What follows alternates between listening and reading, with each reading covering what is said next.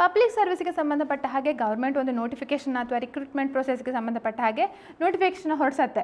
ಅದನ್ನು ನಂಬಿಕೊಂಡು ಲಕ್ಷಾಂತರ ವಿದ್ಯಾರ್ಥಿಗಳು ಅಪ್ಲೈ ಮಾಡ್ತಾರೆ. ಬಟ್ ಆಮೇಲೆ ಮಧ್ಯದಲ್ಲೇ ಎಲಿಜಿಬಿಲಿಟಿ ಕ್ರೈಟೀರಿಯಾ ಅಥವಾ ನೇಮಕಾತಿ ನಿಯಮಗಳನ್ನು ಬದಲಾಯಿಸಿಬಿಡುತ್ತೆ. ಸೊ ಆವಾಗ ಅಪ್ಲೈ ಮಾಡಿರುವಂಥ ಆ ವಿದ್ಯಾರ್ಥಿಗಳ ಪರಿಸ್ಥಿತಿ ಏನಾಗಬೇಕು? ಸೊ ಇದಕ್ಕೆ ಸಂಬಂಧಪಟ್ಟ ಹಾಗೆ ಸುಪ್ರೀಂ ಕೋರ್ಟು ಆಲ್ರೆಡಿ 2024ರಲ್ಲಿ ಒಂದು ಮಹತ್ವದ ತೀರ್ಪನ್ನು ನೀಡಿತ್ತು. ಅದು 5 ಜಡ್ಜ್ ಬೆಂಚ್ ಅಂದರೆ ಕಾನ್ಸ್ಟಿಟ್ಯೂಷನಲ್ ಬೆಂಚ್ ಅಂತ ಹೇಳ್ತಾರಲ್ಲ, ಅಂಥ ಒಂದು ಮಹತ್ವದ ತೀರ್ಪಾಗಿತ್ತು. ಸೊ ಈ ತೀರ್ಪು ಕರ್ನಾಟಕ ಜುಡಿಷರಿಗೆ ಸಂಬಂಧಪಟ್ಟಾಗ ಹೇಗೆ ಅಪ್ಲೈ ಆಗುತ್ತೆ ಅಂತ ಹೇಳುವಂಥದ್ದಾದರೆ, ಸೊ ಒಂದು ಆದಷ್ಟು ವಿದ್ಯಾರ್ಥಿಗಳಲ್ಲಿ ಆ ಟೆನ್ಷನ್ ಆಗಬಾರ್ದು. ಯಾಕೆಂದರೆ ಹಲವಾರು ಒಂದು ಭಯ ಮೂಡಿರುತ್ತೆ, ಏನಾಗುತ್ತೋ ನಮ್ಮ ಇದಂತ ಹೇಳಿ. ಸೊ ಅದಕ್ಕೆ ಸಂಬಂಧಪಟ್ಟಾಗೆ ಒಂದು ತೀರ್ಪಿನ ಬಗ್ಗೆ ನಾವು ಡಿಸ್ಕಷನ್ ಮಾಡ್ತಾ ಇದ್ದೇವೆ ಇವತ್ತು. ಓಕೆ, ಸೊ ನಮಸ್ತೆ, ನಾನು ಅಪರ್ಣಾ ಭಟ್. ನಮ್ಮ ಯೂಟ್ಯೂಬ್ ಚಾನಲ್ ಅಭಿಜ್ಞಾ ಲಾ ಸೀರೀಸ್ಗೆ ನಿಮಗೆಲ್ರಿಗೂ ಸ್ವಾಗತ. ಸೊ ಇವತ್ತು ಹಾಗಿದ್ರೆ ಡೀಟೇಲ್ ಆಗಿ ಒಂದು ಸುಪ್ರೀಂ ಕೋರ್ಟ್ ಜಡ್ಜ್ಮೆಂಟ್ ಇದೆ, ಅದರದ್ದು ಕೂಲಂಕುಷವಾಗಿ ಅರ್ಥ ಮಾಡ್ಕೊಳ್ಳೋಣ ಏನಾಗುತ್ತೆ ಈ ರಿಕ್ರೂಟ್ಮೆಂಟ್ ಪ್ರೋಸೆಸ್ಗೆ ಸಂಬಂಧಪಟ್ಟ ಹಾಗೆ. ಯಾಕೆಂತಂದರೆ, ಸೊ ನಾವೀಗ ಇದು ನಿಮ್ಗೆ ಆಲ್ರೆಡಿ ಗೊತ್ತಿರ್ಬೋದು, ಒಂದು ಫ್ಯಾಕ್ಟ್ಸ್ಗಳನ್ನು ನೋಡೋಣ. ಸೊ ಏನಾಗಿದೆ, ಹಲವಾರು ಹೈಕೋರ್ಟ್ಸ್ಗಳು, ಕೇವಲ ಕರ್ನಾಟಕ ಹೈಕೋರ್ಟ್ ಅಲ್ಲ, ಬೇರೆ ಬೇರೆ ದೇಶದಲ್ಲಿರುವಂಥ ಬೇರೆ ಬೇರೆ ರಾಜ್ಯದ ಹೈಕೋರ್ಟ್ಸ್ಗಳು ಸಿವಿಲ್ ಜಡ್ಜ್ಗೆ ಸಂಬಂಧಪಟ್ಟ ಹಾಗೆ ನೇಮಕಾತಿಗೋಸ್ಕರ ರಿಕ್ರೂಟ್ಮೆಂಟ್ಗೋಸ್ಕರ ನೋಟಿಫಿಕೇಷನ್ ಹೊರಡಿಸಿದ್ವು. ಅದೇ ಸಂದರ್ಭದಲ್ಲಿ ಏನಾಗಿತ್ತು, ಸುಪ್ರೀಂ ಕೋರ್ಟಲ್ಲಿ ಒಂದು ಮ್ಯಾಟ್ರ್ ಹಿಯರಿಂಗ್ ಆಗ್ತಾ ಇತ್ತು. ಅದ್ಯಾವುದು, all India judges association and others versus union of India and others ಅಂತ ಹೇಳಿ. ಸೊ ಅಲ್ಲಿ ಏನು ಹೇಳಿದರು, ಕಡ್ಡಾಯವಾಗಿ 3 ವರ್ಷ ಪ್ರಾಕ್ಟೀಸ್ ಕಂಪಲ್ಸರಿ ಮಾಡಬೇಕು, ಅಂಥ ಅಡ್ವೊಕೇಟ್ಸ್ಗಳು ಮಾತ್ರ ಜುಡಿಷಿಯರಿ ಎಕ್ಸಾಮ್ ಬರೀಬೋದು ಹೇಳುವಂಥ ಎಲಿಜಿಬಿಲಿಟಿ ಕ್ರೈಟೀರಿಯಾ ಬರಬೇಕು ಅಂತ ಹೇಳಿ ಇಲ್ಲಿ ಆರ್ಗ್ಯೂ ಮಾಡ್ತಾಯಿದ್ರು. ಯಾಕೆಂದರೆ ಈಗ ಬೇಸಿಕಲಿ ಪ್ರೆಸೆಂಟ್ ಹಾಲಿಯಾಗಿ ಯಾವುದೇ ರೀತಿಯ ಎಲಿಜಿಬಿಲಿಟಿ ಕ್ರೈಟೀರಿಯಾದಲ್ಲಿ ನಾವು ನೋಡೋದಾದರೆ ಪ್ರಾಕ್ಟೀಸ್ ಬೇಡ, ಫ್ರೆಷರ್ಸ್ ಕೂಡ ಅಪ್ಲೈ ಮಾಡ್ಬೋದು, ಆಯಿತಾ. ಸೊ ಸುಪ್ರೀಂ ಕೋರ್ಟ್ ಹಿಯರಿಂಗ್ ಎಲ್ಲ ಮಾಡಿ ತನ್ನ ಜಡ್ಜ್ಮೆಂಟನ್ನು ರಿಸರ್ವ್ ಮಾಡಿದೆ. ಓಕೆ, ಜಡ್ಜ್ಮೆಂಟ್ ಯಾವುದೇ ಸಂದರ್ಭದಲ್ಲೂ ಕೂಡ ಬರ್ಬೋದು. ಸೊ ಈ ನಿಟ್ಟಿನಲ್ಲಿ ಏನಾಯಿತು, ಬೇರೆ ಬೇರೆ ಹೈಕೋರ್ಟಲ್ಲಿ ರಿಕ್ರೂಟ್ಮೆಂಟ್ ಪ್ರೊಸೆಸ್ ಏನಾಗಿತ್ತು, ಅದು ಕೆಲವೊಂದು ಕಡೆ ಸ್ಟೇ ಆಯಿತು. ಸೊ ಫಸ್ಟ್ ಆ ರೀತಿ ಸ್ಟೇ ಆಗಿರುವಂಥ ಒಂದು ಕೋರ್ಟ್ ಗುಜರಾತ್ ಆಗಿತ್ತು. ಗುಜರಾತ್ ಹೈಕೋರ್ಟಲ್ಲಿ ಆ ಪ್ರೊಸೆಸನ್ನು ಸ್ಟೇ ಮಾಡಿದರು, ರಿಕ್ರೂಟ್ಮೆಂಟ್ ಪ್ರೊಸೆಸನ್ನು ಸ್ಟೇ ಮಾಡಿದರು. ಹಾಗೆ ಕರ್ನಾಟಕ, ಆಂಧ್ರ ಪ್ರದೇಶ, ಅಸ್ಸಾಂ, ಛತ್ತೀಸ್ಗಢ ಹೀಗೆ ಹಲವಾರು ರಾಜ್ಯಗಳಲ್ಲೂ ಕೂಡ ರಿಕ್ರೂಟ್ಮೆಂಟ್ ಪ್ರೊಸೆಸ್ ಸ್ಟೇ ಮಾಡಿದ್ದಾರೆ, ಅಥವಾ ಇನ್ ಅಬೇಯನ್ಸ್ ಅವರೇ ಖುದ್ದಾಗಿ ಯಾರು ನೋಟಿಫಿಕೇಶನ್ ಇಶ್ಯೂ ಮಾಡಿದರು, ಹೈಕೋರ್ಟ್ ಇರ್ಬೋದು ಅಥವಾ ಸ್ಟೇಟ್ ಗೌರ್ಮೆಂಟ್ ಇರ್ಬೋದು, ಅವರು ಅದನ್ನು ಆ ಪ್ರೊಸೆಸನ್ನು ಹಾಲ್ಟ್ ಮಾಡಿದರು, ಸ್ಟೇ ಮಾಡಿದರು, ಆಯಿತಾ. ಸೊ ಈಗ ಎಲ್ಲರೂ ಜಡ್ಜ್ಮೆಂಟ್ಗೆ ಕಾಯ್ತಿದ್ದಾರೆ. ಈ ಜಡ್ಜ್ಮೆಂಟ್ಗೆ ಕಾಯುವಾಗ ಇಲ್ಲಿ ಅಪ್ಲೈ ಮಾಡಿರುವಂಥ ವಿದ್ಯಾರ್ಥಿಗಳ ಪರಿಸ್ಥಿತಿ ಏನು ಅಂತ ಹೇಳುವಂಥ ಪ್ರಶ್ನೆ ಸಹಜವಾಗಿ ಬರುತ್ತೆ. ಅದ್ರ ನಂತರದ್ದು 3 ವರ್ಷ ಮ್ಯಾಂಡೇಟರಿನೂ ಮಾಡ್ಬೋದು, ಮಾಡದೇನೂ ಇರ್ಬೋದು, ಆಯಿತಾ. ಸೊ ಜಡ್ಜ್ಮೆಂಟ್ ಪಾಸಿಬಲ್ ಔಟ್ಕಮ್ ಏನಾಗ್ಬೋದು, 3 ವರ್ಷ ಕಡ್ಡಾಯ ಮ್ಯಾಂಡೇಟರಿ ಪ್ರಾಕ್ಟೀಸ್ ಅಂತ ಮಾಡ್ಬೋದು, ಅಥವಾ ಕಡ್ಡಾಯ 3 ವರ್ಷ ಬೇಡ ಅಂತ ಹೇಳ್ಬೋದು, ಅಥವಾ 2 ವರ್ಷ ಮಾಡ್ಬೋದು. ಸೊ ಸಮ್ ಅದರ್ ಕಾನ್ಸಿಕ್ವೆನ್ಸಸ್ ಇರ್ಬೋದು. ಬಟ್ ಆಲ್ರೆಡಿ ಅಪ್ಲೈ ಮಾಡಿರುವಂಥದ್ದು, ಯಾಕೆಂದರೆ ಈ ಜಡ್ಜ್ಮೆಂಟ್ ಬರುವಂಥ ಪೂರ್ವದಲ್ಲೇ ಈ ರಿಕ್ರೂಟ್ಮೆಂಟ್ ನೋಟಿಫಿಕೇಷನ್ ಹೊರಡಿಸಾಗಿದೆ ಎಷ್ಟೋ ರಾಜ್ಯಗಳು. ಸೊ ಆವಾಗ ಏನು, ಆ ಪರಿಸ್ಥಿತಿ ಏನು ಅಂತ ಹೇಳುವಂಥದ್ದಕ್ಕೆ, ಸೊ ಇವರಿಗೂ ಕೂಡ ಇದು ಅಪ್ಲೈ ಆಗತ್ತಾ ಹೇಳುವಂಥ ಒಂದು ಸಂಭವನೀಯ ಪ್ರಶ್ನೆಗೆ ಒಂದು ಜಡ್ಜ್ಮೆಂಟ್ ಇದೆ. ಓಕೆ, ಸೊ ಸ್ವಲ್ಪ ಭರವಸೆ ಮೂಡ್ಬೋದು, ಯಾರು ಅಪ್ಲೈ ಮಾಡಿದ್ದಾರೆ ಹಾಗೂ ಯಾರು ಓದುವಂಥದ್ದನ್ನು ನಿಲ್ಲಿಸಿದ್ದಾರೆ ಅವರು ಮತ್ತೆ ಓದಲಿಕ್ಕೆ ಪ್ರಾರಂಭ ಮಾಡ್ಬೋದು.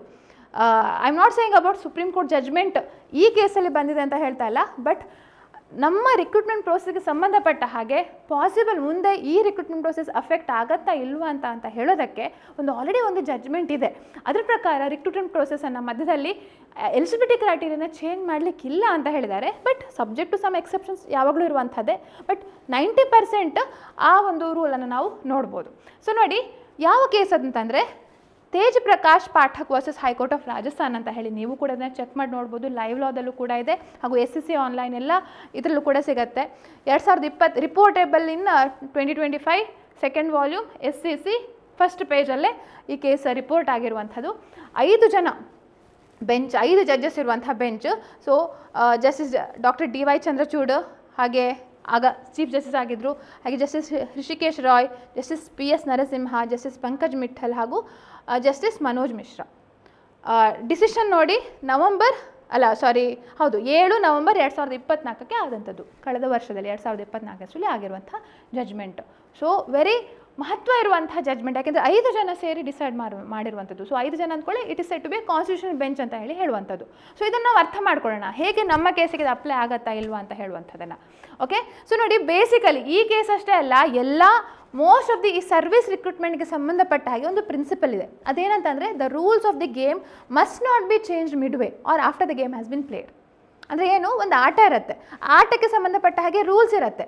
ಆ ರೂಲ್ಸ್ ಪಾಪ ಆಟ ಆಡ್ತಾ ಇರುವಾಗಲೇ ಚೇಂಜ್ ಮಾಡಬಾರ್ದು, ಅಥವಾ ಆಟ ಆದ ನಂತರನೂ ಕೂಡ ಚೇಂಜ್ ಮಾಡಬಾರ್ದು ಅಂತ ಹೇಳುವಂಥ ಒಂದು ವೆಲ್ ಸೆಟಲ್ಡ್ ಪ್ರಿನ್ಸಿಪಲ್ ಇರುವಂಥದ್ದು. ಸೊ ಇದನ್ನು ನಾವು ಇನ್ನೂ ಸರಿಯಾಗಿ ಅರ್ಥ ಮಾಡ್ಕೊಳ್ಬೇಕಂದ್ರೆ, ಒಂದು ಕ್ರಿಕೆಟ್ ಈಗ IPL ಹೇಗೂ ನಡೀತಾ ಇದೆ. ಸೊ ಕ್ರಿಕೆಟಲ್ಲಿ ಒಂದು ರೂಲ್ ಇದೆ ಅಂತ ತಿಳ್ಕೊಳ್ಳಿ. ಒಂದು ವೇಳೆ 2 ಸೈಡ್ ಮ್ಯಾಚ್ ಡ್ರಾ ಆಯಿತು ಅಂತಂದರೆ ಆವಾಗ ಒಂದು ಸೂಪರ್ ಓವರ್ ಅಂತ ಹೇಳಿ ಮಾಡಿ ಅದರಲ್ಲಿ ಯಾರು ವಿನ್ ಆಗ್ತಾರೆ ಅಂತ ಹೇಳಿ ನೋಡುವಂಥದ್ದು. ಆಯಿತಾ?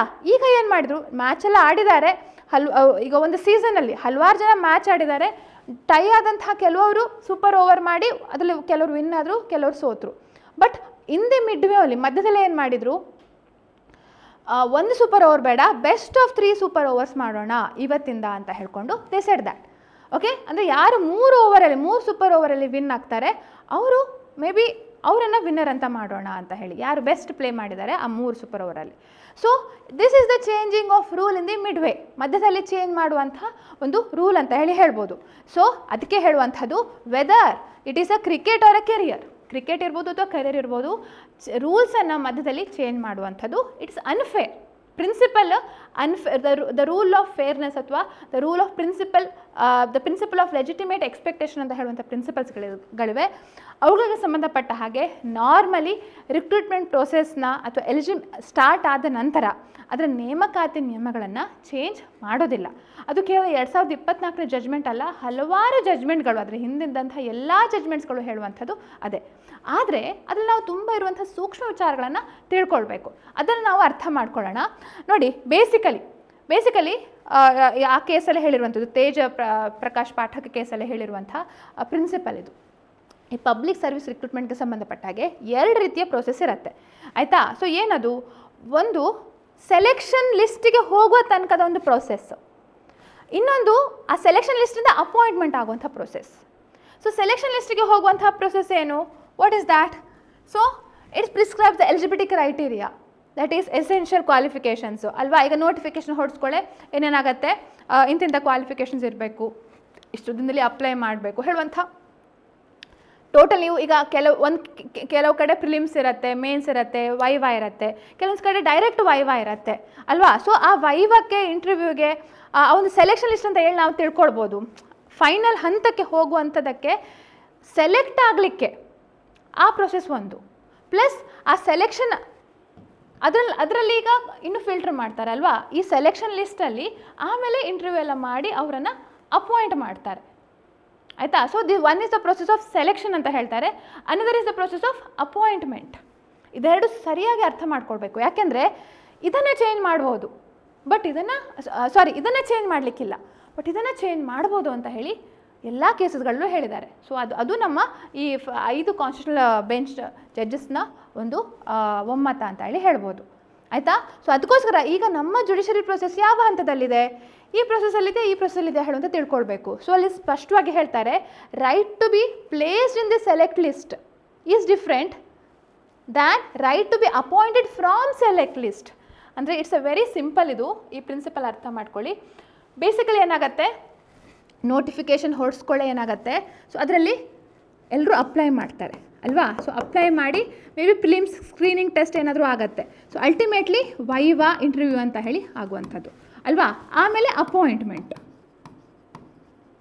ಸೊ ಈ ಬೇರೆ ಬೇರೆ ಟೆಸ್ಟ್ಗಳು ಅದು ವೇರಿ ಆಗ್ಬೋದು ಆಯಾ ಸ್ಟೇಟ್ಗಳು, ಆಯಾ ಎಕ್ಸಾಮ್ಸ್ಗಳಿಗೆ ಸಂಬಂಧಿಸಿದ ಹಾಗೆ. ಬಟ್ ಫೈನಲಿ ಅಪಾಯಿಂಟ್ ಆಗುವಂಥದ್ದು ಏನಿದೆಲ್ಲ ಅದನ್ನು ಈಗ ನೋಡಿ, ಎಷ್ಟೋ ಸಲ ನಾವು ನೋಡ್ತೇವೆ, 55 ವೇಕೆನ್ಸೀಸ್ಗಳಿದ್ದರೆ ಅದರಲ್ಲಿ ಎಲ್ಲರನ್ನೂ ಅಪಾಯಿಂಟ್ ಮಾಡೋದಿಲ್ಲ, ಕೆಲವರನ್ನು 30 ಜನರನ್ನು ಮಾತ್ರ ಅಪಾಯಿಂಟ್ ಮಾಡ್ಬೋದು. ಮೇ ಬಿ ಎಲ್ಲರೂ ಪಾಸ್ ಆಗಿರ್ತಾರೆ, but they might have said ಅವರ ಡಿಸ್ಕ್ರಿಪ್ಷನ್ ಪ್ರಕಾರ ಆ ಕಾಂಪಿಟೆಂಟ್ ಅಥಾರಿಟಿ ಯಾರಿರ್ತಾರೆ, what they could have done, they may said that only we will select the top 30 because ಆ ಹೈ ಕ್ವಾಲಿಟಿ ಮೇಂಟೈನ್ ಮಾಡಬೇಕು ಅಂತ ಹೇಳೋ ಕಾರಣಕ್ಕೆ they will not appoint certain other persons. So you do not have the basic right to get appointed. Appoint ಆಗಲಿಕ್ಕೆ ನಿಮಗೆ ಹಕ್ಕಿದೆ ಅಂತ ಅಲ್ಲ, ಬಟ್ ಎಲಿಜಿಬಲ್ ಆಗಲಿಕ್ಕೆ ಹಕ್ಕಿದೆ. ಒಂದು ವೇಳೆ ಅವರು ಆ ಎಲಿಜಿಬಿಲಿಟಿ ಕ್ರೈಟೀರಿಯಾ ಕೊಟ್ಟಿದ್ದರೆ you have the right to ಅದೇ ಆರ್ಟಿಕಲ್ 6 ಹೇಳುವಂಥದ್ದು, ಈಕ್ವಲ್ ಆಪರ್ಚುನಿಟಿ ಸಿಗುವಂಥ ಹಕ್ಕು ಎಲ್ರಿಗೂ ಇದೆ ಅಲ್ವಾ. ಬಟ್ ಹಾಗಂತ ಹೇಳಿ ನಾನು ಅಪಾಯಿಂಟ್ ಮಾಡಲೇಬೇಕು, 5 ಜನರಲ್ಲಿ 30 ಜನರನ್ನು ಮಾತ್ರ ಅಪಾಯಿಂಟ್ ಮಾಡಿದ್ದಾರೆ, ಉಳಿದ 15 ಜನರನ್ನು ಯಾಕೆ ಅಪಾಯಿಂಟ್ ಮಾಡಿಲ್ಲ ಅಂತ ಹೇಳಿಕೊಂಡು you cannot claim it as a right. So ಇದನ್ನು ನೀವು ಚೇಂಜ್ ಮಾಡಬಾರ್ದು ಹೇಳುವಂಥದ್ದು ಅಲ್ಟಿಮೇಟ್ಲಿ ಇಷ್ಟೇ.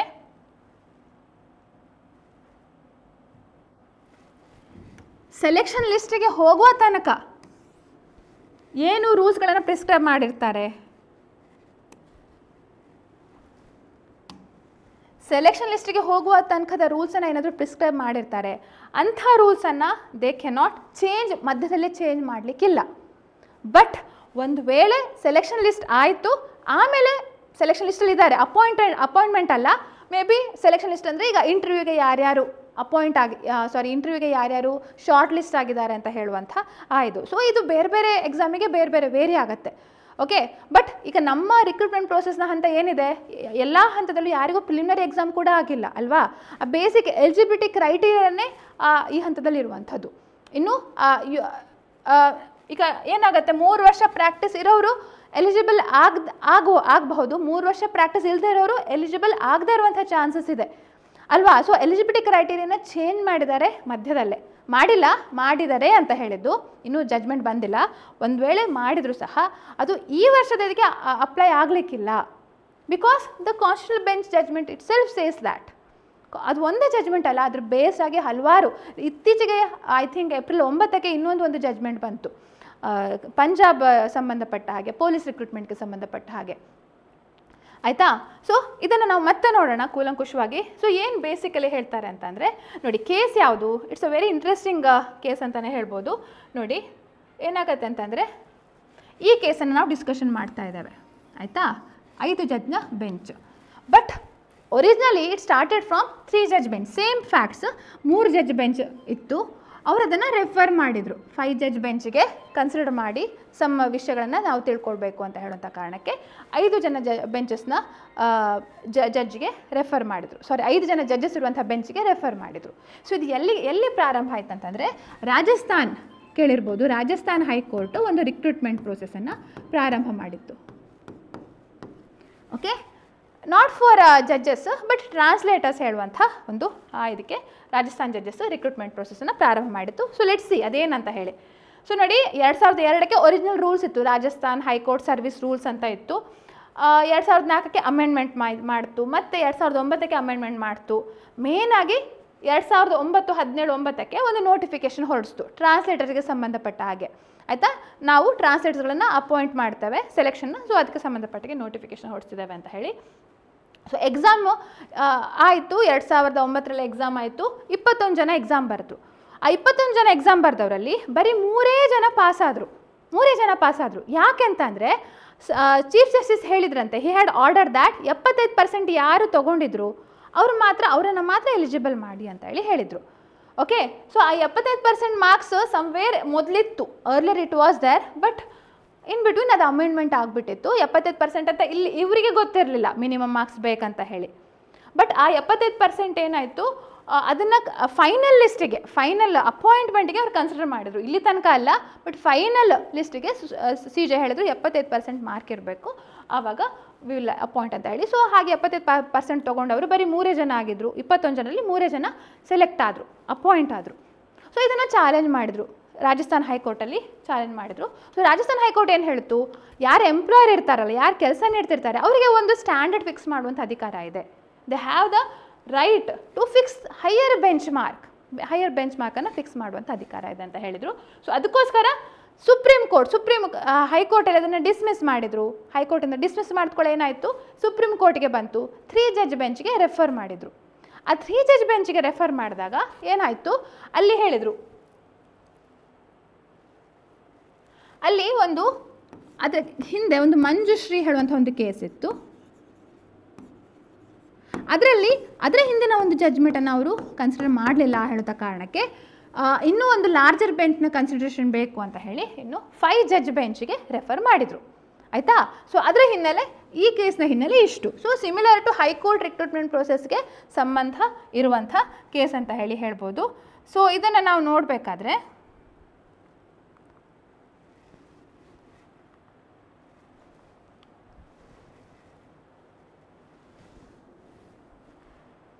ಎಸ್, ಸೊ ಮಂಜುಶ್ರೀಯಲ್ಲಿ ಏನು ಮಾಡಿದರು, ದೇ ಸೆಡ್ ದ್ಯಾಟ್ ಮಂಜುಶ್ರೀ ಹೇಳುವಂಥ ಕೇಸಲ್ಲಿ Subhash Chandra, so this is some case regarding ಇದು ಯಾವುದಕ್ಕೆ ಸಂಬಂಧಪಟ್ಟ ಕೇಸ್ ಇದು, this is this is also regarding recruitment process. This is also regarding recruitment process. ಆಯಿತಾ? ಇದು ಸ್ವಲ್ಪ ಹಳೆಯದು 1974, ಇದು 2008ಗೆ ಸಂಬಂಧಪಟ್ಟದ್ದು. ಸೊ ಇಲ್ಲಿ ಇದನ್ನು ಕನ್ಸಿಡರ್ ಮಾಡುವಾಗ ಹೇಳಿದರು, ಓಕೆ ಇದು 3 ಜಡ್ಜ್ ಬೆಂಚ್ ಆಗಿತ್ತು. ಸೊ ಇದರಲ್ಲಿ ಎಲ್ಲ ಕೇಸ್ಗಳನ್ನು ಕನ್ಸಿಡರ್ ಮಾಡಲಿಲ್ಲ, ಅದಕ್ಕೋಸ್ಕರ ಎಲ್ಲ ಕೇಸ್ಗಳನ್ನು ಕನ್ಸಿಡರ್ ಮಾಡಿ ನೀವು 5 ಜಡ್ಜ್ ಬೆಂಚ್ ಅವರು ಸರಿಯಾದ ಅಥಾರಿಟಿ ಕೊಡಬೇಕು ಅಂತ ಹೇಳಿದರು. ಸೊ ಇಲ್ಲಿ ಅಲ್ಟಿಮೇಟ್ಲಿ ಏನು ಹೇಳಿದೆ ಅಂತಂದರೆ, ಇದೆರಡು ಕೇಸೇ ಬೇರೆ. ಆಯಿತಾ? ಈ ಕೇಸಲ್ಲಿ ಏನು ಹೇಳಿದ್ರು ಅಂದರೆ, ಅದೇ right to get right to be in the selected list, in selected list. ಇದು right to get appointed from the selected list, right to get appointed from selected list ಅಂತ ಹೇಳಿ. ಸೊ ಇದು ಎರಡರ ಸಂಬಂಧವೇ ಬೇರೆ. ಯಾಕೆಂದರೆ ಇಲ್ಲಿ ಏನು ಮಾಡಿದರು, ಡಿಸ್ಟ್ರಿಕ್ಟ್ ಜಡ್ಜ್ ರಿಕ್ರೂಟ್ಮೆಂಟ್ಗೆ ಸಂಬಂಧಪಟ್ಟ ಹಾಗೆ ಲೇಟರ್ ಎಲ್ಲ ಸೆಲೆಕ್ಷನ್ ಆದ ನಂತರ ಆಮೇಲೆ ಕ್ವಾಲಿಫಿಕೇಷನ್ಸ್ ಮಿನಿಮಮ್ ಮಾರ್ಕ್ಸನ್ನು ಪ್ರಿಸ್ಕ್ರೈಬ್ ಮಾಡಿದರು. ಇಲ್ಲೂ ಕೂಡ ಹಾಗೆ ಮಾಡಿದರು, ಬಟ್ ನಾಟ್ ಇನ್ ದ ಮಿಡ್ವೇಲಿ ಚೇಂಜ್ ಮಾಡಿದರು ಇದನ್ನು, ಮಿನಿಮಮ್ ಮಾರ್ಕ್ಸನ್ನು. ಸೊ ಅದು ಹೇಳಿದರು ಇದಕ್ಕೆ ಅಂದರೆ ನಾವು ಯಾವ ರಿಕ್ರೂಟ್ಮೆಂಟ್ ಅಂತ ಹೇಳುವಂಥದ್ದು ಬೇಡ, ಯಾಕಂದರೆ ತುಂಬ ಅದು ಡೈವರ್ಜ್ ಆಗಿಬಿಡತ್ತೆ. ಜಸ್ಟ್ ಅರ್ಥ ಮಾಡ್ಕೊಳ್ಳಿ, ಈ ಕೇಸಲ್ಲಿ ಇದರಲ್ಲಿ ಹೇಳಿರೋದು ಫೈನಲ್ ಆಗಿ, ಆಯಿತಾ? ಇದರಲ್ಲಿ ಹೇಳಿರುವಂಥದ್ದು ಈ ಕೇಸ್ನ 2 ರೆಫರೆನ್ಸ್ನ ಇಟ್ಕೊಂಡು ಹೇಳಿದರು, right to be in the selected list. So ಅದು ಫಸ್ಟ್ ನೋಟಿಫಿಕೇಷನ್ ಎಲಿಜಿಬಿಲಿಟಿ ಕ್ರೈಟೀರಿಯಾ, ಇದನ್ನು ನೀವು ಚೇಂಜ್ ಮಾಡಲಿಕ್ಕಿಲ್ಲ. ಯಾಕೆಂದರೆ ಸೆಲೆಕ್ಟೆಡ್ ಲಿಸ್ಟಲ್ಲಿ ಪಾಪ ಎಷ್ಟೋ ಜನ ಅಪ್ಲೈ ಮಾಡಿರ್ತಾರೆ, ತಾವು ಸೆಲೆಕ್ಷನ್ ಆಗ್ಬೋದು ಹೇಳುವಂತ ತಿಳ್ಕೊಂಡಿರ್ತಾರೆ, based on the eligibility criteria, not on the merit. ಆಯಿತಾ? ಸೊ ಅದನ್ನು ಸೆಲೆಕ್ಷನ್ ಇದನ್ನೇ ಚೇಂಜ್ ಮಾಡಿಬಿಟ್ರೆ ಏನಾಗತ್ತೆ ಅಲ್ವಾ? ಬಟ್ ಅಪಾಯಿಂಟೆಡ್ ಲಿಸ್ಟ್ ಏನಿದೆ, ಆ ಸೆಲೆಕ್ಷನ್ ಲಿಸ್ಟಿಂದ ಅಪಾಯಿಂಟ್ ಆಗುವಂಥದ್ದು, ಸೊ ಶಾರ್ಟ್ ಲಿಸ್ಟ್ ಆಗಿರ್ತಾರೆ, ಪ್ರಿಲಿಮ್ಸ್ ಎಲ್ಲ ಬರೆದು ಮೇನ್ಸ್ ಎಲ್ಲ ಬರೆದು ಶಾರ್ಟ್ ಲಿಸ್ಟ್ ಆಗಿರ್ತಾರೆ, ಅವರನ್ನು ಅಪಾಯಿಂಟ್ ಮಾಡಬೇಕಾದ್ರೆ ಬೇಕಿದ್ರೆ ಸ್ವಲ್ಪ higher degree minimum cut off ಎಲ್ಲ ಸ್ವಲ್ಪ ಜಾಸ್ತಿ ಫಿಕ್ಸ್ ಮಾಡ್ಬೋದು, ಅದು ಕಾಂಪಿಟೆಂಟ್ ಅಥಾರಿಟಿಗೆ ಬಿಟ್ಟಿರುವಂಥದ್ದು ಅಂತ ಹೇಳಿದರು. ಆಯಿತಾ? ಇದರ ಒಂದು ಕಾರಣ ಏನಂತಂದರೆ ನೋಡಿ, it's a very famous case. ಇದು ಕೂಡ constitutional bench case, Sankarshan Das versus union of India ಅಂತ ಹೇಳುವಂಥ ಕೇಸು. ಅಂದರೆ ನಿಮಗೆ ಒಂದು ಹಕ್ಕಿದೆ ಅಂತಲ್ಲ, ಅಪಾಯಿಂಟ್ ಆಗಲೇಬೇಕು ಹೇಳುವಂಥ ಹಕ್ಕು ನಿಮಗೆ ಇಲ್ಲ. ಆಯಿತಾ? That right you cannot claim, that is the privilege of the employer ಬೇಕಿದ್ರೆ ನಿಮ್ಮನ್ನು ಅಪಾಯಿಂಟ್ ಮಾಡ್ಬೋದು, ಇಲ್ಲದ್ರೆ ಅಪಾಯಿಂಟ್ ಮಾಡ್ದೇನೂ ಇರ್ಬೋದು. ಆದರೆ ಆ ಅಪಾಯಿಂಟ್ ಆಗಲಿಕ್ಕೆ ಆ ಎಲಿಜಿಬಿಲಿಟಿ ಏನಿದೆಲ್ಲ, ಆ ಒಂದು ಲಿಸ್ಟ್ ಅಂದರೆ ಶಾರ್ಟ್ ಲಿಸ್ಟ್ ಆಗುವಂಥ ಹಂತ ಏನಿದೆ, ಆ ಎಲಿಜಿಬಿಲಿಟಿ ಕ್ರೈಟೀರಿಯಾ ಅದನ್ನು ಮಿಡ್ವೇ ಚೇಂಜ್ ಮಾಡಬಾರ್ದು ಅಂತ ಸ್ಪಷ್ಟವಾಗಿ ಹೇಳಿದ್ದಾರೆ. ಆಯಿತಾ? ಸೊ ಇದರಲ್ಲಿ ಅಲ್ಟಿಮೇಟ್ಲಿ ಏನು ಫೈನಲ್ ಇದು ಇಷ್ಟೇ. ಸೊ ಅದರಲ್ಲಿ ಹೇಳಿರುವಂಥ the rules of the game must not be changed midway or after the game has been played ಅಂತ ಹೇಳಿ, ಇದು just well settled principles of law. ಆಯಿತಾ? ಸೊ ಅಂದರೆ ಈಗ ಪ್ರಿಲಿಮ್ಸ್ ಎಕ್ಸಾಮ್ ಬರೆದ ನಂತರ ಇಲ್ಲ 3 ಇಯರ್ಸ್ ಮ್ಯಾಂಡೇಟರಿ ಇರಬೇಕು ಹಾಗೆ ಹೇಳಬಾರ್ದು ಅಂತ ಹೇಳುವಂಥ ಅರ್ಥ ತೋರಿಸುತ್ತೆ.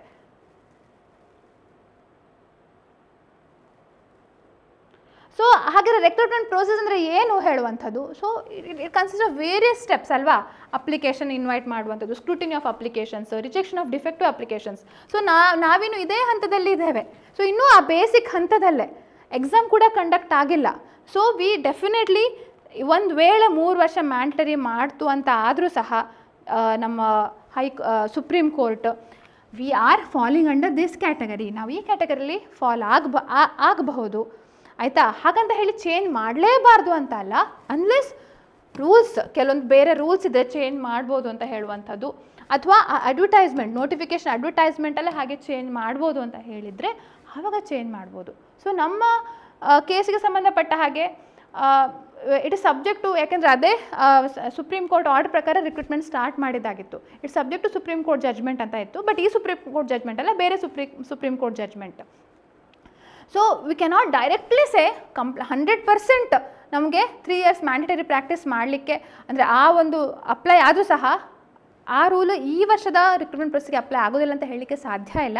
But chances are that. So argument ಯಾರು whoever is arguing in favor of this, ಈ ವರ್ಷದಕ್ಕೆ ಅಪ್ಲೈ ಆಗೋದಿಲ್ಲ ಒನ್ಸ್ ರಿಕ್ರೂಟ್ಮೆಂಟ್ ನೋಟಿಫಿಕೇಶನ್ ಸ್ಟಾರ್ಟ್ ಆದ ನಂತರ ಅಂತ ಹೇಳುವಂಥವರಿಗೆ ಇದೊಂದು ಭರವಸೆ ಹೊಮ್ಮಿಸ್ಬೋದು ಅಂತ ಹೇಳುವಂಥ ಜಡ್ಜ್ಮೆಂಟ್. ಓಕೆ, ಯಾಕೆಂದರೆ it's always subject to some exceptions ಇದ್ದೇ ಇರುತ್ತೆ, ಅನ್ಲೆಸ್ ಇಟ್ಸ್ ಆರ್ಬಿಟ್ರರಿ, ಅಂಥ ರೂಲ್ಸ್ ಆರ್ಬಿಟ್ರರಿ ಇದೆ ಅಂತ ಹೇಳುವಂಥದ್ದು ಹೊರತು. ಸೊ ಈ ಹಂತ ಏನಿದೆ ಅಲ್ಲ, ಈ ರಿಕ್ರೂಟ್ಮೆಂಟ್ ಪ್ರೋಸೆಸ್, ಇದನ್ನು ಬೇಕಿದ್ರೆ ಇಂಟರ್ವ್ಯೂ ಕರೀತಾರೆ, ಫೈನಲ್ ಸಕ್ಸಸ್ಫುಲ್ ಕ್ಯಾಂಡಿಡೇಟ್ಸ್ಗಳ ಲಿಸ್ಟನ್ನು ಏನು ತಯಾರಿಸ್ತಾರೆ, ಈ ಹಂತದಲ್ಲಿ ಬೇಕಿದ್ರೆ ಅವರು ದೇ ಕ್ಯಾನ್, ಯಾಕೆಂದರೆ ಆಲ್ರೆಡಿ ಇಂಟರ್ವ್ಯೂದಲ್ಲಿ 50 ಜನ ಇರ್ತಾರೆ, ಅವರಲ್ಲಿ ನಾವು ಯಾರನ್ನ ಸೆಲೆಕ್ಟ್ ಮಾಡ್ತೇವೆ, ಅದರಲ್ಲಿ ಬೇಕಿದ್ರೆ ಅವರೇ they can change the bench mark, ಅದು ಚೇಂಜ್ ಮಾಡ್ಬೋದು. ಬಟ್ ಈ ಹಂತದ ತನಕ ಏನಿದೆ ಅಪ್ಲಿಕೇಶನ್ಸು, ಸೊ ಪಾಪ 50,000 ಜನ ಅಪ್ಲೈ ಮಾಡಿದ್ರು ಅಂತ ತಿಳ್ಕೊಳ್ಳಿ, ಆಮೇಲೆ ಏನೋ ಎಲಿಜಿಬಿಲಿಟಿ ಕ್ರೈಟೀರಿಯಾ ಚೇಂಜ್ ಮಾಡಿಬಿಟ್ರು, ಓನ್ಲಿ 10,000 ಆರ್ ಎಲಿಜಿಬಲ್, ಹಾಗೆಲ್ಲ ಮಾಡಲಿಕ್ಕೆ ಸಾಧ್ಯ ಇಲ್ಲ ಅಂತ ಹೇಳಿ ಈ ಜಡ್ಜ್ಮೆಂಟ್ ಹೇಳುತ್ತೆ. ಓಕೆ, ಸೊ ಆ ಫೈನಲ್ ಇದೇನಂತಂದರೆ ತೇಜ್ ಪ್ರಕಾಶ್ ಪಾಠಕ್ ಅದರದ್ದು ಸಂಬಂಧವಾಗಿ ಇರುವಂಥ ಆರ್ಡರ್ ಏನಂತಂದರೆ, recruitment process commences from the issuance of the advertisement. So ನಮ್ಮದು ಆಲ್ರೆಡಿ ನೋಟಿಫಿಕೇಶನ್ ಆಗಿಬಿಟ್ಟಿದೆ, ಸೊ ಅಡ್ವರ್ಟೈಸ್ಮೆಂಟ್ ಇಶ್ಯೂ ಮಾಡಿ, ಅಪ್ಲಿಕೇಶನ್ಸ್ ಕಾಲ್ ಫಾರ್ ಮಾಡಿ, and ends up with filling up of vacancies. Vacancy fill ಮಾಡೋ ತನಕ ರಿಕ್ರೂಟ್ಮೆಂಟ್ ಪ್ರೋಸೆಸ್ ಅಂತಲೇ ಹೇಳುವಂಥದ್ದು. So, eligibility criteria for being placed in the select list notified at the commencement of the recruitment process cannot be changed midway. ಆಯಿತಾ, ನೋಡಿ ಈಗ ನಮ್ಮದು eligibility criteria for being placed in the select list ಅಂತ ಹೇಳ್ತಾರೆ. What does this ಮೀನ್? ಆ ನಾವು ಇನ್ನೂ ಸೆಲೆಕ್ಷನ್ನೇ ಆಗಲಿಲ್ಲ, ಸೆಲೆಕ್ಷನ್ ಆಗಲಿಕ್ಕೆ ನಮ್ಮ ಎಲಿಜಿಬಿಲಿಟಿ ಕ್ರೈಟೀರಿಯಾ ಏನಿದೆ, ಆ 3 ವರ್ಷದ ಪ್ರಾಕ್ಟೀಸ್ ಬೇಕು ಹೇಳುವಂಥದ್ದು, ಅದು ಬೇಡ ಅಂತ ಈಗ ಹೇಳಿದ್ದಾರೆ ಅಲ್ವಾ. ಈಗ ಬೇಕು ಅಂತ ಹೇಳಿದರೆ okay, after it cannot be change mid way through the recruitment process, ಮಧ್ಯದಲ್ಲೇ ಚೇಂಜ್ ಮಾಡಲಿಕ್ಕೆ ಸಾಧ್ಯ ಇಲ್ಲ, unless the extent rules so permit. So existing ಯಾವುದಾದ್ರು ರೂಲ್ಸ್ ಆ ರೀತಿ ಪರ್ಮಿಟ್ ಮಾಡಿದರೆ, ಅಥವಾ ಆ ನೋಟಿಫಿಕೇಷನಲ್ಲೇ it is subject to so and so ಅಂತ ಹೇಳಿ ಕೊಡೋದ ಹೊರತು ಅದನ್ನು ಚೇಂಜ್ ಮಾಡಲಿಕ್ಕೆ ಸಾಧ್ಯ ಇಲ್ಲ ಅಂತ ಹೇಳ್ತಾರೆ. ಆಯಿತಾ, so even if such change is permissible under the extent rules, changes ಮಾಡಲಿಕ್ಕೆ ಪರ್ಮಿಷನ್ ಕೊಟ್ಟರೂ ಸಹ ಅದು always it has to meet the requirement of article 14, non arbitrary ಆಗಿರಬಾರ್ದು ಅಂತ ಹೇಳಿ. ಸೊ ಹಲವಾರು ಟೆಸ್ಟ್ಗಳನ್ನು ಫುಲ್ಫಿಲ್ ಮಾಡಲೇಬೇಕಾಗತ್ತೆ. ಸೊ 3 year ಪ್ರಾಕ್ಟೀಸನ್ನು ಯಾಕೆ ಓಕೆ ಮುಂದಿನ ವರ್ಷ ಮಾಡಿದ್ರೂ ತೊಂದರೆ ಇಲ್ಲ, ಮಾಡಿದ್ರೂ ತೊಂದರೆ ಇಲ್ಲ, it doesn't matter at this stage. But ಈ ವರ್ಷ ಅಪ್ಲೈ ಮಾಡಿದವರಿಗೆ ಆ ರೂಲನ್ನು ಅಪ್ಲೈ ಮಾಡಬೇಕಂತ ಕೇಳಿದರೆ ಫೈನಲ್ ಆನ್ಸರ್ ಏನು?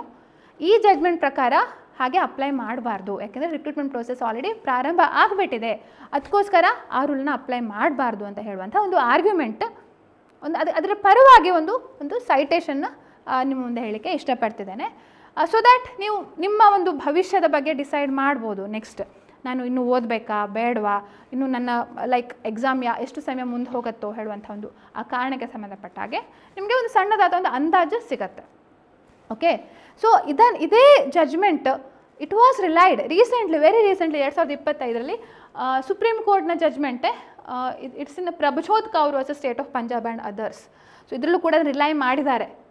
ಸೇಮ್ ಇದು ಐ ಥಿಂಕ್ April 9 ಏನೋ ಡಿಸಿಷನ್ ಡೇಟ್ ಬಂದಿರುವಂಥದ್ದು. This was reported I think April 15 report ಆಗಿರುವಂಥದ್ದು. ಸೊ DSP ಪೋಸ್ಟ್ಗೆ ಸಂಬಂಧಪಟ್ಟ ಹಾಗೆ ಆ ರೀತಿ eligibility criteria declared by the fresh advertisement cannot be change mid way through the recruitment process.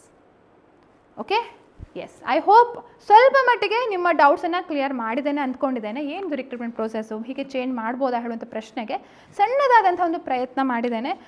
So ನಿಮ್ಮ ಅಭಿಪ್ರಾಯಗಳನ್ನು ಕೂಡ ಕಮೆಂಟ್ ಸೆಕ್ಷನಲ್ಲಿ ತಿಳಿಸಿ, ಹಾಗೂ ನಿಮ್ಮ ಫ್ಯಾಮಿಲಿ ಅಥವಾ ಫ್ರೆಂಡ್ಸ್ ಹೀಗೆ ಜಡ್ಜ್ ಎಕ್ಸಾಮ್ ಬರೀತಾ ಇದ್ದರೆ, ಕೆಲವು ಜಡ್ಜ್ ಎಕ್ಸಾಮ್ ಅಂತ ಅಲ್ಲ, ಯಾವುದೇ ಪಬ್ಲಿಕ್ ಸರ್ವಿಸ್ ಎಕ್ಸಾಮ್ಗೆ ಸಂಬಂಧಪಟ್ಟ ಹಾಗೆ ರೂಲ್ಸ್ ಇರುವಂಥದ್ದು. ಇದು ಕೇವಲ ಜುಡಿಷರಿಗೆ ಅಂತ ಅಲ್ಲ, ಪಬ್ಲಿಕ್ ಸರ್ವಿಸ್, ಯಾಕೆಂದರೆ ಸ್ಟೇಟ್ನ responsibility for the legitimate expectation. ಒಂದು ಪ್ರಾಮಿಸ್ ಮಾಡಿರ್ತಾರೆ, ಆ ಪ್ರಾಮಿಸ್ಗೆ ಅವ್ರು ಬದ್ಧರಾಗಿರಬೇಕು.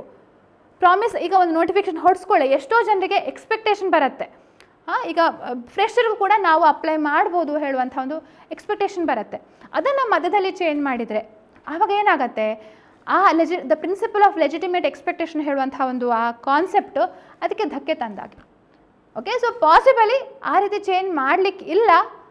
ಈ ಒಂದು ವೇಳೆ 3 ವರ್ಷ ಮ್ಯಾಂಡೇಟರಿ ಮಾಡಿದರೂ ಸಹ ಈ ವರ್ಷದ ಅಪ್ಲಿಕೆಂಟ್ಸ್ಗೆ it may not harm unless in a very rare circumstance, ಬಹಳ ಇನ್ನು ಎಕ್ಸೆಪ್ಷನಲ್ ಸರ್ಕಮ್ಸ್ಟೆನ್ಸ್ಗಳು ಏನಾದರೂ ಇದ್ದು ಅದು ಮೂಡಿ ಬಂದರೆ ಅದರಲ್ಲಿ ಚೇಂಜ್ ಅಂದರೆ ಈ ವರ್ಷಕ್ಕೂ ಅದನ್ನು ರಿಕ್ರೂಟ್ಮೆಂಟನ್ನು ಡಿನೋಟಿಫೈ ಮಾಡುವ ಚಾನ್ಸ್ ಇದೆ ಹೊರತು ಎಷ್ಟೋ ಕೇವಲ ಕರ್ನಾಟಕ ರಾಜ್ಯ ಅಲ್ಲ, ಹಲವಾರು ರಾಜ್ಯಗಳ ಸ್ಟೂಡೆಂಟ್ಸ್ಗಳು ಇದರಲ್ಲಿ ಭಾಗಿಯಾಗಿರೋದ್ರಿಂದ ಆ ಕಾರಣಕ್ಕೆ ಸೊ ನನ್ನ ಒಂದು ಅನಿಸಿಕೆ, purely this is my opinion which is based on 2024 constitutional bench judgment. Okay, so ಇನ್ನೂ ಜಡ್ಜ್ಮೆಂಟ್ಗೆ ನಾವು ಕಾಯ್ತಾ ಇದ್ದೇವೆ ಆಲ್ ಇಂಡಿಯಾ ಜಡ್ಜಸ್ ಕೇಸಸಲ್ಲಿ. Still we are looking for the judgment, we are awaiting the judgment. ಏನಾಗ್ಬೋದು 3 ವರ್ಷದ ಮ್ಯಾಂಡೇಟರಿ ಪ್ರಾಕ್ಟೀಸ್ ಕಡ್ಡಾಯ ಮಾಡ್ತಾರಾ ಇಲ್ವಾ ಹೇಳುವಂಥದ್ದು. Still we are awaiting, we have to wait till the judgment. ಅಲ್ಲಿ ತನಕ ಈ ಥರ ಕೇಸಸ್ಗಳನ್ನು ಓದಿ ಅರ್ಥ ಮಾಡ್ಕೊಳ್ಳಿ. ಹಾಗೆ ನಮ್ಮ ಜುಡಿಷರಿ ಎಕ್ಸಾಮ್ಗೆ ಸಂಬಂಧಪಟ್ಟ ಹಾಗೆ ಕೋರ್ಸ್ಗಳ ಬಗ್ಗೆ ಮಾಹಿತಿ ಬೇಕಿದ್ರೆ ನಮ್ಮ ಅಭಿಜ್ಞಾ ಲಾ ಸಿರೀಸ್ ಆ್ಯಪನ್ನು ಡೌನ್ಲೋಡ್ ಮಾಡ್ಕೊಳ್ಳಿ, ಅಥವಾ www.abhijnalegal.in ಅಂತ ಹೇಳುವಂಥ ವೆಬ್ಸೈಟ್ ಇದೆ, ಅಲ್ಲೂ ಕೂಡ ಕೋರ್ಸಸ್ಗಳಿವೆ. ಸ್ಟಡಿ ಮೆಟೀರಿಯಲ್ ಸಿಗುತ್ತೆ. ಅಮೆಝಾನಲ್ಲಿ ಕೂಡ ನಮ್ಮ ಸ್ಟಡಿ ಮೆಟೀರಿಯಲ್ ಇದೆ. ಜುಡಿಷಿಯಲ್ ರೆಡಿ ರೆಕನರ್ ಹೇಳುವಂಥ prelims book, it's a very short, ಅಂದರೆ ಎಲ್ಲ ಆ್ಯಕ್ಟ್ಸ್ಗಳನ್ನು ಕಂಪ್ಲೈ ಮಾಡಿ 9 ಆ್ಯಕ್ಟ್ಸ್ಗಳನ್ನು ಕಂಪ್ಲೈ ಮಾಡಿ 1 ಲೈನರ್ಸ್ಗಳನ್ನು ನಾವು ನೀಡಿದ್ದೇವೆ, ಚಾರ್ಟ್ಸ್ಗಳನ್ನು ಓವರ್ವ್ಯೂವನ್ನು ನೀಡಿದ್ದೇವೆ. ಸೊ ನಿಮಗೆ ಇಷ್ಟ ಆಗ್ಬೋದು, ಹೆಲ್ಪ್ ಆಗ್ಬೋದು ಆ ಬುಕ್. ಸೊ ಅದ್ರ ಬಗ್ಗೆ ಏನಾದರೂ ಮಾಹಿತಿ ಬೇಕಿದ್ರೆ ಇಲ್ಲಿ 9036201870 ಈ ನಂಬರ್ಗೆ ಕಾಂಟ್ಯಾಕ್ಟ್ ಮಾಡಿ ಕೇಳ್ಬೋದು ಅಂತ ಹೇಳ್ತಾ ಇವತ್ತಿನ ವಿಡಿಯೋನ ಮುಗಿಸ್ತಾ ಇದ್ದೇನೆ. ಸೊ ಕೇಳಿದ್ದಕ್ಕೆ ಧನ್ಯವಾದಗಳು. ಲೈಕ್, ಕಮೆಂಟ್, ಶೇರ್, ಸಬ್ಸ್ಕ್ರೈಬ್ ಮಾಡಲಿಕ್ಕೆ ಮರಿಬೇಡಿ. See you in my next video. ನಮಸ್ತೆ.